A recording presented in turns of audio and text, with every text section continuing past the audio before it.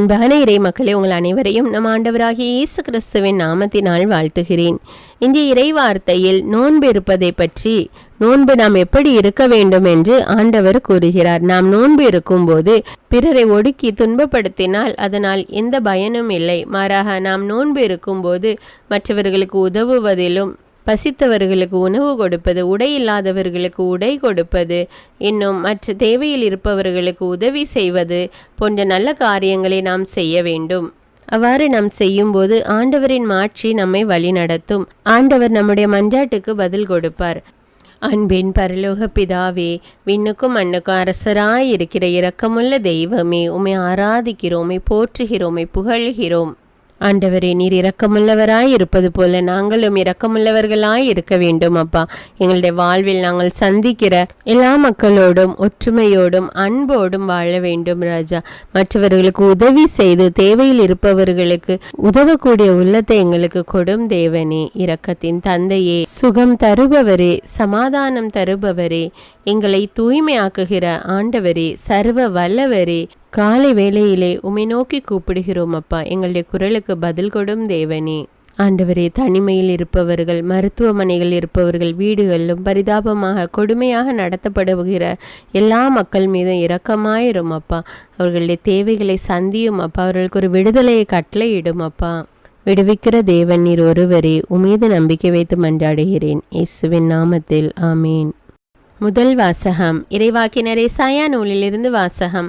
அதிகாரம் 58, இறைவார்த்தைகள் 1 முதல் 9.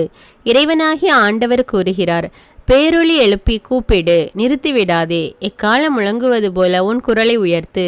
என் மக்களுக்கு அவர்களின் வன் செயல்களையும் யாக்கோபின் குடும்பத்தாருக்கு அவர்களின் பாவத்தையும் எடுத்து கூறு. அவர்கள் நேர்மையானவற்றை செய்யும் மக்களினம் போலும் தங்கள் கடவுளின் கட்டளையை கடைபிடிப்போர் போலும் நாள்தோறும் என்னை தேடுகின்றார்கள். என் நெறிமுறைகள் பற்றிய அறிவை நாடுகின்றார்கள். நேர்மையான நீதி தீர்ப்புகளை என்னிடம் வேண்டுகின்றார்கள். கடவுளை அணுகி வர விளைகின்றார்கள். நாங்கள் உண்ணா நோன்பிருந்த பொழுது நீர் எங்களை நோக்காதது ஏன்? நாங்கள் எங்களை தாழ்த்தி கொண்டபோது நீர் எங்களை கவனியாதது ஏன் என்கின்றார்கள். நீங்கள் நோன்பிருக்கும் நாளில் உங்கள் ஆதாயத்தை நாடுகின்றீர்கள். உங்கள் வேலையாள்கள் அனைவரையும் ஒடுக்குகின்றீர்கள். இதோ வழக்காடவும் வீண் சண்டையிடவும் கொடும் கையால் தாக்கவுமே நீங்கள் நோன்பிருக்கிறீர்கள். இன்று போல் நீங்கள் உண்ணா நோன்பிருந்தால் உங்கள் குரல் உன்னதத்தில் கேட்கப்படாது. ஒருவன் தன்னை ஒடுக்கிக் கொள்ளும் நாளையா நான் உண்ணா நோன்பின் நாளாக தெரிந்து கொள்வது? ஒருவன் நாணலை போல் தன் தலையை தாழ்த்தி சாக்கு உடையையும் சாம்பலையும் அணிந்து கொள்வதா எனக்கு ஏற்ற நோன்பு? இதையா நீங்கள் நோன்பு என்றும் ஆண்டவருக்கு உகந்த நாள் என்றும் அழைக்கின்றீர்கள்?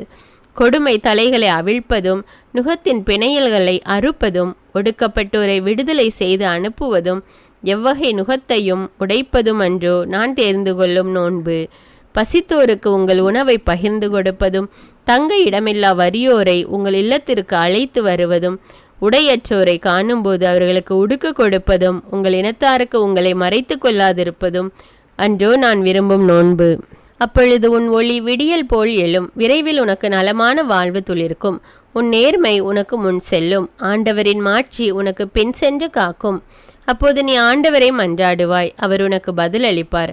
நீ கூக்குரல் இடுவாய், அவர் இதோ நான் என மறுமொழி தருவார். இது ஆண்டவரின் அருள்வாக்கு. இறைவனுக்கு நன்றி.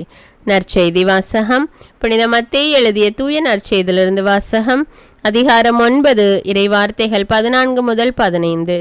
அக்காலத்தில் யோவானின் சீடர் இயேசுவிடம் வந்து, நாங்களும் பரிசேயரும் அதிகமாக நோன்பு இருக்க உம்முடைய சீடர்கள் ஏன் நோன்பு இருப்பதில்லை என்றனர். அதற்கு இயேசு அவர்களை நோக்கி, மணமகன் தங்களோடு இருக்கும் வரை மன விருந்தினர்கள் துக்கம் கொண்டாட முடியுமா? மணமகன் அவர்களை விட்டு பிரிய வேண்டிய காலம் வரும். அப்போது அவர்களும் நோன்பு இருப்பார்கள். இது கிறிஸ்துவின் நற்செய்தி. கிறிஸ்துவே உமக்கு புகழ்.